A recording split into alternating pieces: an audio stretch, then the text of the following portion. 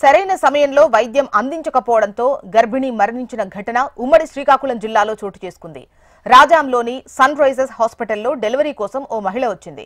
బిడ్డకు జన్మనిచ్చే సమయంలో అక్కడ సిబ్బంది ఎవరూ ఆమెను పట్టించుకోలేదని, దాంతో గర్భిణి చనిపోయిందని ఆమె బంధువులు ఆరోపిస్తున్నారు. సకాలంలో వైద్యం అందించి ఉంటే బతికేదని ఆవేదన వ్యక్తం చేస్తున్నారు. ఘటనపై మాట్లాడేందుకు ఆసుపత్రి యాజమాన్యం ముఖం చాటేసిందన్నారు బాధితులు.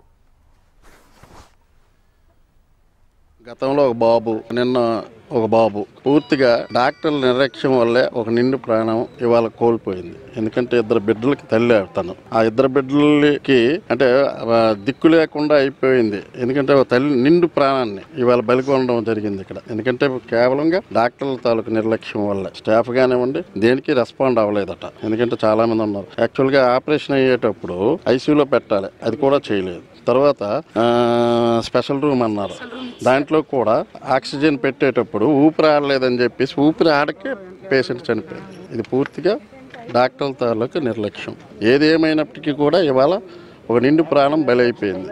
దానికి సమాధానం చెప్పాలి ఈ సన్ రైజ్ హాస్పిటల్ తాలూకు యాజమాన్యం కానీ, సన్ రైజ్ హాస్పిటల్ తాలూకు సిబ్బంది కానీ సమాధానం చెప్పాలి.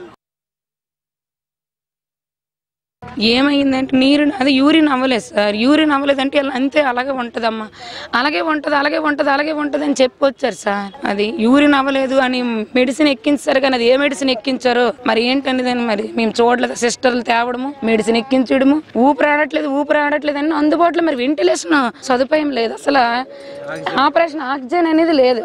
ఆపరేషన్ అయిన పేషెంట్ 24 గంటల్లో ఐసీయూలో ఉంచాలి, ఇది రూల్. అటువంటి సదుపాయం అయితే ఇక్కడ లేదు. ఒక స్పెషల్ రూమ్ తీసుకుని 18,000 పెట్టి స్పెషల్ రూమ్ పెట్టినా సరే మా చెల్లి కూడా అంతకుముందు డెలివరీ అయ్యింది చెప్తాను. అప్పుడు కూడా ఇది మామూలు ఈ ప్రాబ్లమే సరే కదా అనుకున్నాం, కానీ ఇంత దీనిగా ఇచ్చేస్తారని అనుకోలేదు సార్ మేము. అది లాస్ట్కి ప్రాణం పోయినట్టు చేస్తారు.